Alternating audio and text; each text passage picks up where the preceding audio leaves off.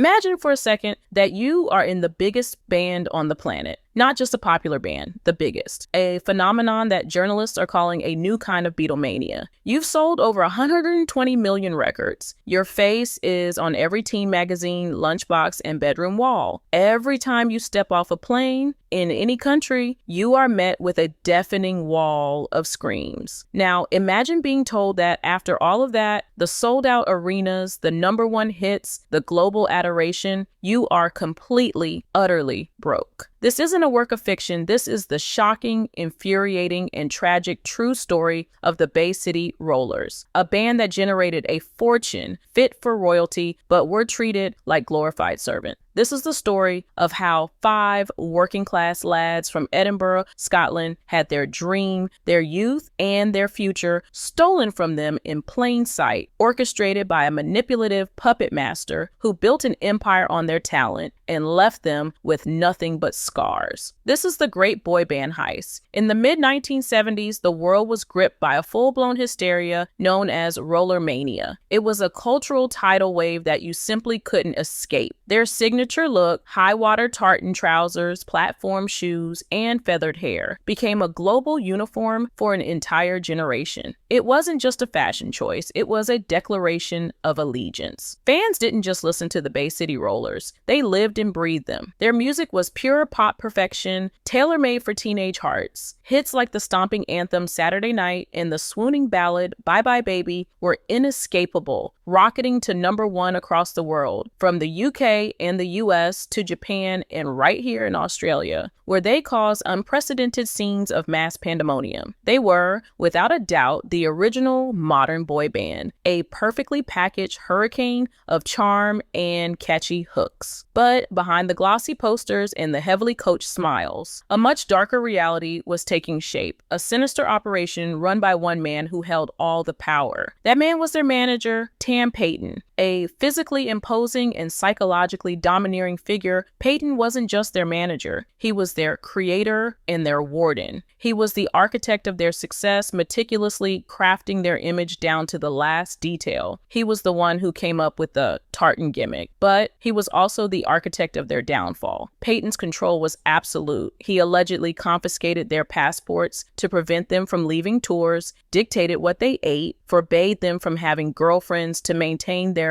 available image, and coached them on every single word they said in interviews. They were his prized possessions, and he kept them isolated, dependent, and completely unaware of the business being conducted in their name. While the band was being worked to the point of physical and mental collapse, Payton was busy building a financial fortress around them, a fortress they couldn't see, let alone access. The scale of the financial deception that took place is staggering. While the Bay City Rollers were generating revenue equivalent to hundreds of millions of dollars in today's money, the band members themselves were kept on a shockingly meager weekly wage. At the absolute height of their fame, when they were the biggest musical act on earth, they were reportedly paid as little as £90 a week. Let that sink in. They were selling out stadiums, but couldn't afford a mortgage. They were global superstars living on pocket money. So where did all the money go? It vanished into a complex international web of shell corporations and holding companies, all registered under names that had nothing to do with the band, and all controlled by Tam Payton. For every dollar a fan spent on a record, a t-shirt, or a concert ticket, maybe a fraction of a single penny trickled down to the boys who made the music. When they were brave enough to ask where the millions were, they were met with condescending excuses, outright lies, and veiled threats. The dream of fame had become a gilded cage, and the man who held the key was systematically robbing them blind. A band is like a family, and this family was being torn apart by secrets and stress. The constant touring, the lack of sleep, the psychological manipulation, and the growing suspicion that they were being cheated began to create deep fractures. The first major crack in the facade appeared in 1976. Alan Longmuir, the oldest and often considered the most grounded member of the band, abruptly quit. The official story was that he wanted a break, but the reality was that he was on the verge of a nervous breakdown, unable to cope with the relentless pressure cooker of Rollermania. The machine just replaced him and kept rolling. The mortal wound, however, came in 1978. Lead singer Les McKeown, the voice and face of the band, announced he was leaving to pursue a solo career. His departure was the culmination of bitter internal feuds, fueled by the exhausting schedule and the ever-present financial strain. It was a desperate bid to reclaim his own artistic identity and, more importantly, to finally try and earn a living for himself. With the classic lineup shattered, the magic began to fizzle. The hits dried up, the crowds got smaller, and the media moved on to the next big thing. The machine that Tam Payton had built sputtered to a halt. The band that had once ruled the world quietly faded away, leaving 5 young men stranded in the wreckage, facing a terrifyingly uncertain future with empty bank accounts and deep psychological wounds that would never fully heal. After the music stopped, the lives of the 5 rollers scattered in dramatically different and often poignant directions. Les McKeown never truly left the stage. He formed Les McKeown's Bay City Rollers and toured the world for decades, a charismatic showman, performing the hits for legions of loyal, nostalgic fans. He was candid about his lifelong battles with alcohol and drugs. Demons, he admitted, were born from the trauma and pressure of his youth.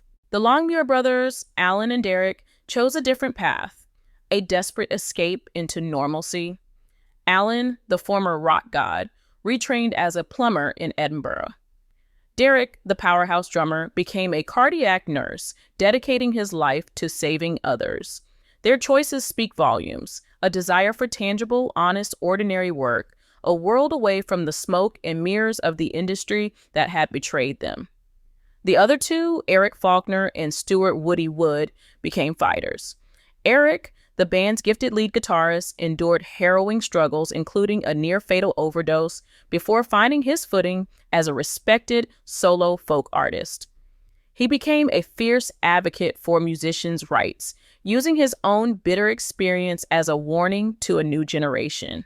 Woody, a talented multi-instrumentalist, successfully transitioned into a career as a record producer and was the driving force behind several reunion tours, determined to reclaim the band's musical legacy from the shadow of its business history. Each man was forced to navigate the long, complicated aftermath of a youth spent in the eye of a hurricane. The final chapters of this story are laced with tragedy, injustice, and controversy. The legal battle to reclaim their stolen earnings became the defining struggle of their adult lives. They launched a multi-million-dollar lawsuit against their former label, Arista Records, a fight that dragged on for decades. Finally, in 2016, a settlement was reached. After 40 years of waiting, the surviving members were awarded a payout. The amount, a reported 70,000 talents each. It was a pittance, a fraction of what they had earned. A final, insulting confirmation of the scale of the heist. Then, the human cost became tragically real. In July 2018, Alan Longmuir passed away at the age of 70. Just 3 years later, in April 2021, the iconic voice of Rollermania, Les McKeown, also died suddenly at 65. Their deaths felt like the true heartbreaking end of an era. Meanwhile, Derek Longmuir's life took a deeply controversial turn. In the year 2000, his quiet life as a nurse was shattered when he was convicted on serious child pornography charges, a shocking crime that brought him infamy of a different kind.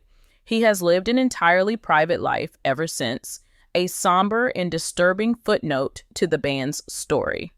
So what, in the end, is the legacy of the Bay City Rollers? It is a story with 2 completely different faces, forever at odds with each other. On one side, there is the undeniable, effervescent joy, the tartan, the timeless pop anthems, and the pure happiness they delivered to millions of fans. That music is their true, untainted achievement. They wrote the blueprint for every modern boy band that followed, from NSYNC to One Direction. But on the other side is the dark, cautionary tale, a horrifying story of financial exploitation and psychological abuse that should be required reading for every young artist dreaming of a record deal. Their ordeal became a key case study in the fight for artists' rights.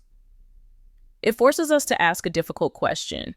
When we stream a classic song or feel a rush of nostalgia for a band from the past, are we just celebrating the art? Or are we also unknowingly applauding the ruthless machine that chewed up and spat out the very people who created it?